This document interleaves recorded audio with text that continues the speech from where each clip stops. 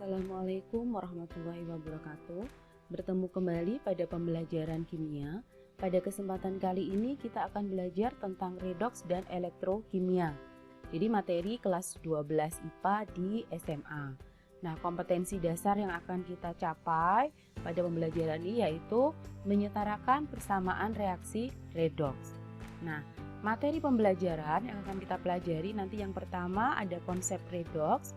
Kemudian ada persamaan reaksi redoks, kemudian menyetarakan persamaan reaksi redoks dengan cara PBO dan SRI, kemudian yang terakhir nanti ada stoikiometri redoks. Oke, sekarang kita akan mengingat kembali apa itu konsep redoks yang dulu sudah pernah kalian pelajari pada saat di kelas 10. Nah, sekarang perhatikan beberapa contoh kejadian yang ada di sekitar kita. Yang pertama ada penyepuhan perhiasan, kemudian ada reaksi pembakaran, terus ada perkaratan logam, dan di sini ada proses fotosintesis. Nah, semua ini ya, semua kejadian ini melibatkan yang namanya reaksi redoks. Oke.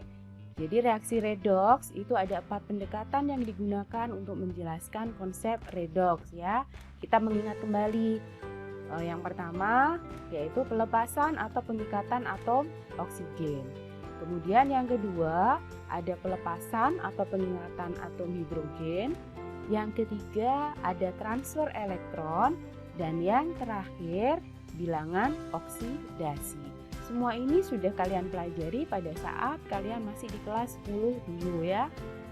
Nah, sekarang di sini ada keywords ya, ada beberapa kata yang nanti kalian harus mengingat kembali. Ada reduksi, oksidasi, transfer elektron, kemudian bilangan oksidasi, oksidator, reduktor, konproporsionasi, autoredoks atau disproporsionasi, persamaan reaksi redoks, dan hasil reduksi oksidasi.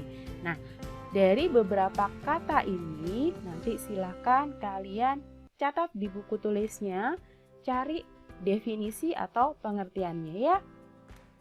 Nah, sekarang itu tadi ya kalian. Nah, di sini nanti Ibu bagikan TTS ya, nanti akan Ibu bagikan TTS yang di situ berkaitan dengan konsep redoks ya. Jadi kalian kerjakan. Nah, sekarang kita mengingat kembali aturan bilangan oksidasi atau biasanya kita singkat dengan biloks ya. Jadi ada beberapa aturan bilangan oksidasi yang wajib kalian ingat. Yang pertama, untuk unsur F ya, biloksnya selalu -1. Kemudian untuk unsur H, umumnya biloksnya itu adalah +1, kecuali jika dia berikatan dengan logam atau membentuk hidrida, maka biloksnya sama dengan -1. Kemudian untuk unsur O, umumnya biloksnya adalah -2. Nah, kecuali jika O tadi membentuk peroksida yaitu H2O2 contohnya, maka biloksnya di sini adalah -1. Dan jika dia membentuk superoksida ya, maka biloksnya -1/2. Khusus untuk OF2, maka biloks O itu adalah sama dengan +2. Kemudian kalau untuk logam golongan 1A, 2A, dan Al, maka di situ biloksnya sama dengan golongannya. Jadi kalau logam golongan 1A, maka biloksnya +1.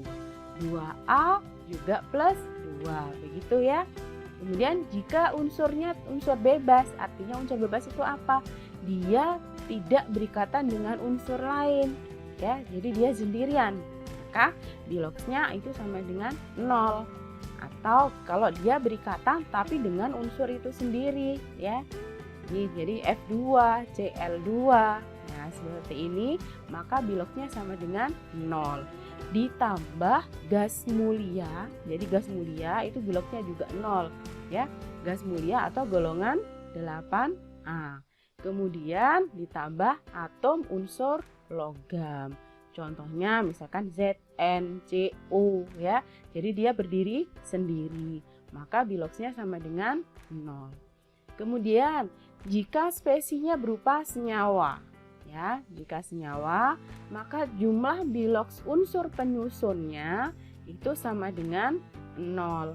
Kemudian jika spesiesnya itu berupa ion, maka jumlah bilox unsur penyusunnya itu akan sama dengan muatannya.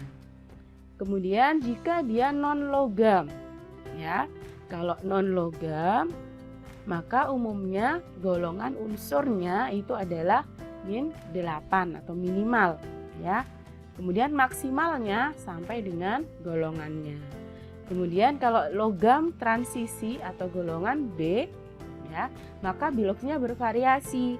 Nah, di sini biasanya kita nanti menghitungnya dengan menggunakan bilox unsur lain yang sudah diketahui. Oke. Nah, sekarang kita coba untuk menghitung ya, mengingat kembali bagaimana menghitung bilangan oksidasi suatu unsur. Jadi misalkan di sini ada 3 soal. Yang pertama, menentukan biloxnya S yang ada dalam senyawa HSO4- ya. Kemudian yang kedua, bilangan oksidasi Mn dalam senyawa KMNO4. Yang terakhir, kita cari bilox Cr dalam unsur Cr2O7 2-. Oke, perhatikan ya di sini. Nah, jadi untuk S dalam senyawa HSO4- ya, di sini atom H jumlahnya kan ada 1. Berarti nanti bilangan oksidasinya dikalikan H ya, jumlah H-nya, kemudian ditambah bilangan oksidasinya S. S-nya kan di sini juga 1 ya. Sedangkan oksigennya di sini ada 4. Berarti 4 dikali bilangan oksidasinya O, karena oksigennya ada 4. Sama dengan min 1. Min 1 dari mana? Dari muatannya ini ya. Karena di sini kan dia merupakan senyawa poliatomik ya, berupa ion, ada muatannya. Maka di sini sama dengan min 1 sesuai muatannya. Kemudian kita masukkan H tadi kan selalu plus 1.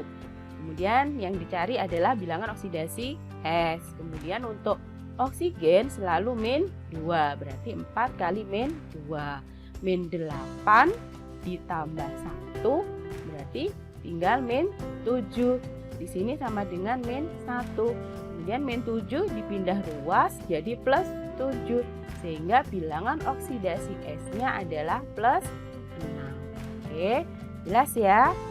Nah, sekarang bagaimana kalau senyawanya itu tidak bermuatan? Nah, contoh misalkan Mn dalam senyawa KMNO4. Kita uraikan ya. Ada berapa atom K di sini? Ada 1. Berarti langsung saja ya. 1 kali bilangan oksidasi K ditambah Mn-nya juga 1. Kemudian oksigennya di sini ada 4. Nah, karena di sini tidak ada muatan, maka di sini sama dengan 0 ya. Kemudian sama ya, karena K golongan 1A, maka biloxnya adalah plus 1. Mn yang dicari, kemudian ini kita kalikan ya, bilangan oksigen selalu min 2 biloxnya. Berarti 4 kali min 2 min 8. Min 8 ditambah 1 berarti min 7. Kita pindah ruas jadinya plus 7. Sehingga bilangan oksidasi Mn itu adalah plus 7. Sekarang contoh yang terakhir. Jadi misalkan di sini kita cari biloxnya Cr dalam senyawa Cr2O7 2-. Ya.